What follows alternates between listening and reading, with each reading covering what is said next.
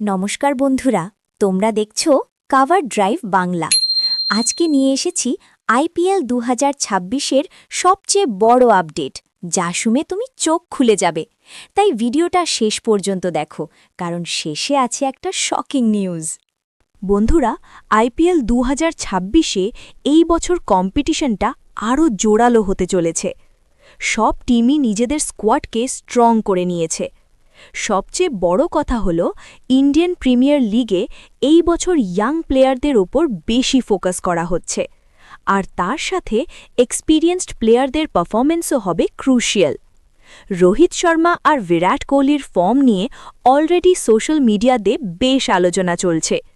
ফ্যান্সরা expect করছে ওরা আবার ফিরে আসবে টপ ফর্মে।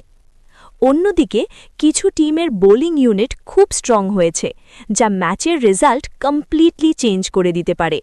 বন্ধুরা, একটা ইন্টারেস্টিং জিনিস হল, এই বছর আইপিএলে কিছু নতুন স্ট্র্যাটেজি দেখা যেতে পারে। পাওয়ার প্লেতে অ্যাগ্রেসিভ ব্যাটিং আর ডেথ ওভারে স্মার্ট বোলিং হতে পারে গেম চেঞ্জার। আর কিছু টিম অলরেডি প্র্যাকটিস ম্যাচে দারুণ পারফরমেন্স দেখিয়েছে, যেটা দেখে বোঝা যাচ্ছে এই সিজনটা হতে চলেছে একদম আনপ্রেডিক্টেবল।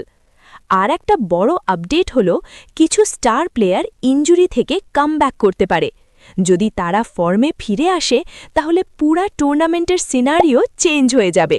এবার আসছি সেই শকিং নিউজে। রিপোর্ট অনুযায়ী কিছু টিমের মধ্যে ইন্টারনাল চেঞ্জ হতে পারে, মানে ক্যাপ্টেন্সি পর্যন্ত চেঞ্জ হওয়ার চান্স আছে। যদি এটা হয়, তাহলে পুরা টিমের ব্যালেন্স চেঞ্জ হয়ে যাবে। তাই বন্ধুরা, এই আইপিএলটা হতে চলেছে একদম ব্লকবাস্টার। তোমার কি মনে হয়, এই বছর কোন টিম চ্যাম্পিয়ন হবে? কমেন্টে জানাও।